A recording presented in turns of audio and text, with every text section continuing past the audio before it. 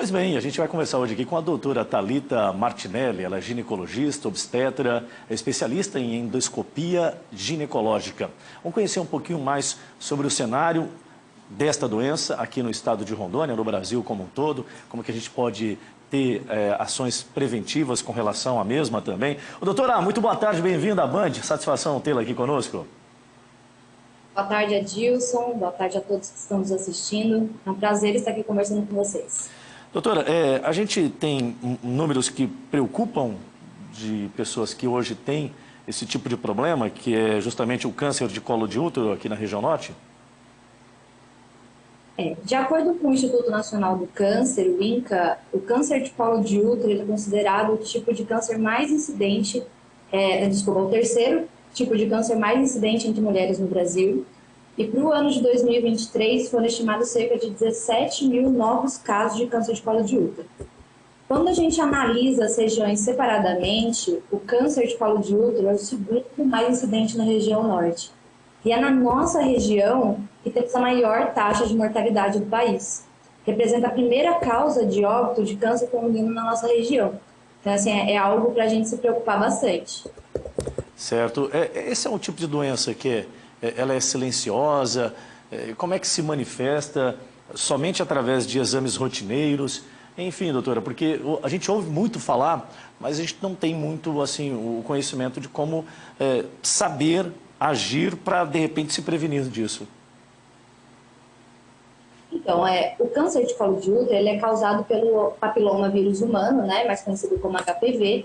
E, na verdade, ele é causado pelos tipos oncológicos do HPV. Hoje são conhecidos mais de 200 tipos de HPV, porém, os subtipos que têm maior risco oncogênico são principalmente o subtipo 16 e 18. Eles são responsáveis por 70% dos cânceres de colo de útero, né? Eles são transmitidos por contato sexual, mas vale a pena lembrar que o contato pele a pele pode transmitir o HPV. Principalmente contato sexual, quando a gente está falando de penetração, mas também qualquer contato com a região genital, inclusive com as mãos.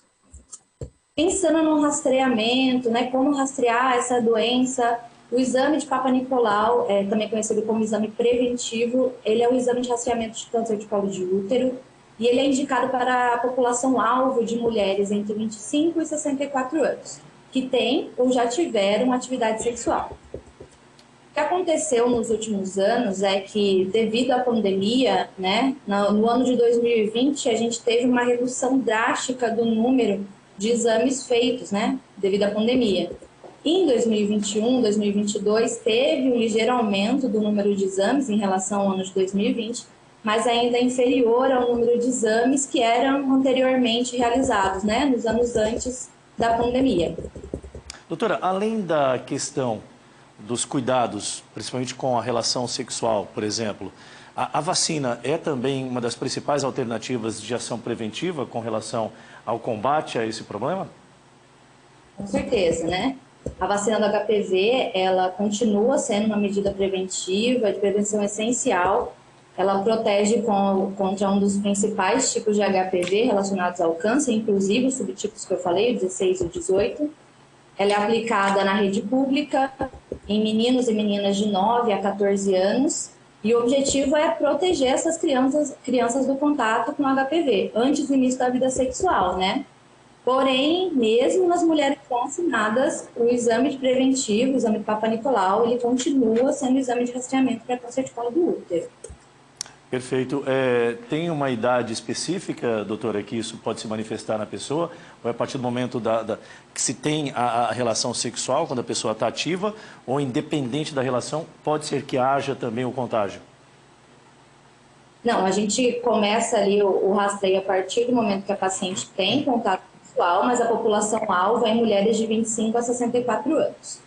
E esse tipo de câncer, doutor, ele pode se alastrar pelo corpo também? Quais são as consequências do avanço dele? Então, ela é uma doença que tem um desenvolvimento lento. Na fase inicial, ela não vai apresentar sintoma, mas pode evoluir com quadros de sangramento vaginal, principalmente depois de relação sexual, sangramento entre os intervalos das menstruações ou até mesmo sangramento após a menopausa.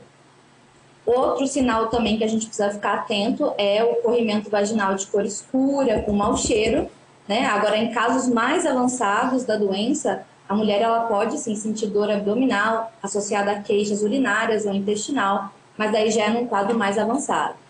E consegue curar ele, doutora? Como é que é o processo de tratamento?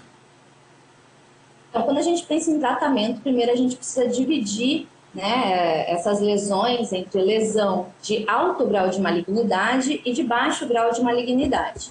Nas lesões de baixo grau de malignidade, a conduta é realizar o exame de rastreamento, né, o Papa Nicolau, em um intervalo mais curto de tempo. Então, nós devemos repetir esse exame em 6 meses. 6 meses. Agora, nas lesões de alto grau, né, de malignidade, geralmente o tratamento é cirúrgico e, na grande maioria das vezes, o tratamento é curativo.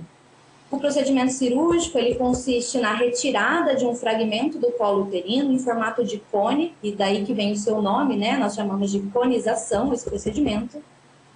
E, voltando a reforçar aí que a vacina do HPV, como uma medida de prevenção, ela é essencial e deve ser estimulada.